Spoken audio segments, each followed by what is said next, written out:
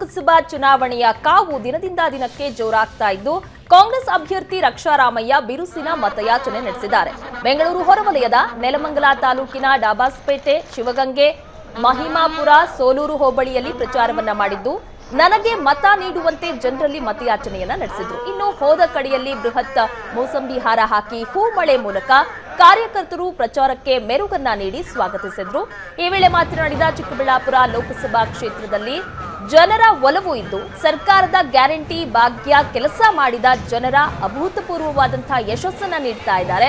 ಈ ಚುನಾವಣೆಯಲ್ಲಿ ಕಾಂಗ್ರೆಸ್ ಪಕ್ಷ ಗೆಲ್ಲುವ ವಿಶ್ವಾಸವನ್ನ ಅಭ್ಯರ್ಥಿ ರಕ್ಷಾರಾಮಯ್ಯ ತಿಳಿಸಿದ್ದಾರೆ.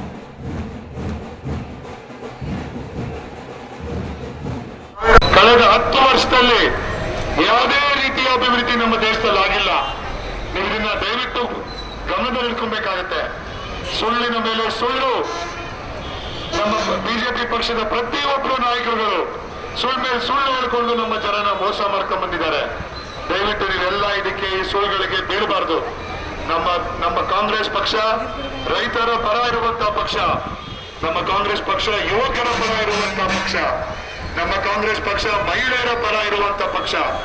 ನೀವು ಮೊನ್ನೆ ನೋಡಿರ್ತೀರಿ, ಡೆಲ್ಲಿ ಗಡಿಭಾಗದಲ್ಲಿ ಲಕ್ಷಾಂತರ ಜನ ರೈತರು ಅಲ್ಲಿ ಬಂದು ಕಪ್ಪು ಕಾನೂನುಗಳ ವಿರುದ್ಧ ಪ್ರತಿಭಟನೆ ನಡೆಸ್ತಿದ್ದಾರೆ ಅಲ್ಲಿ. ಆದ್ರೆ ನಮ್ಮ ಬಿಜೆಪಿ ಅವರು ಯಾರೇ ಮಂತ್ರಿಗಳಾಗಿರ್ಲಿ, ನರೇಂದ್ರ ಮೋದಿ ಆಗಿರ್ಲಿ, ಅಮಿತ್ ಶಾ ಆಗಿರ್ಲಿ, ಯಾರೇ ಬಂದ್ರು ಆ ರೈತರ ಒಂದು ಕಾಳಜಿ ನೋಡ್ಕೊಳಕ್ ಯಾರು ಬಂದಿಲ್ಲ. ಒಂದಿನ ಸರ್ಕಾರ ಬಂದ್ಮೇಲೆ ನಮ್ಮ ರೈತರ ಸಾಲ ಮನ್ನಾ ಮಾಡ್ತೀವಿ. ಇದು ನಮ್ಮ ಕಾಂಗ್ರೆಸ್ ಪಕ್ಷದ ಪ್ರಾಮಾಣಿಕೆ. ದೊಡ್ಡ ಉದ್ಯಮಿಗಳ ಸಾಲ ಮನ್ನಾ ಮಾಡ್ತಾರೆ, ಆದ್ರೆ ನಮ್ಮ ರೈತ ಬಂಧುವರ ಸಾಲ ಯಾಕೆ ಮನ್ನಾ ಮಾಡಲ್ಲ?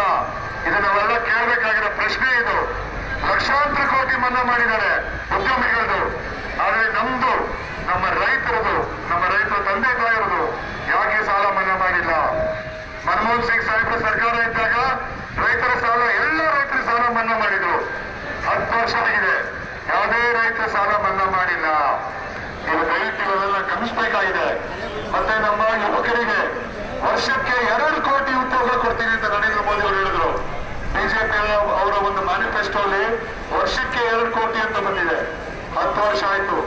20 ಕೋಟಿ ಬಿಡಿ, 1 ಕೋಟಿ ಕೆಲಸಗಳು ಬಿಜೆಪಿ ಸರ್ಕಾರದ ಕಡೆಯಿಂದ ಆಗಿಲ್ಲ.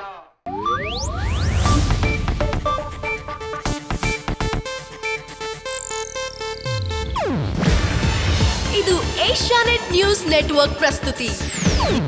ನೀವು ನೋಡ್ತಿದ್ದೀರಾ ಏಷ್ಯಾನೆಟ್ ಸುವರ್ಣ ನ್ಯೂಸ್.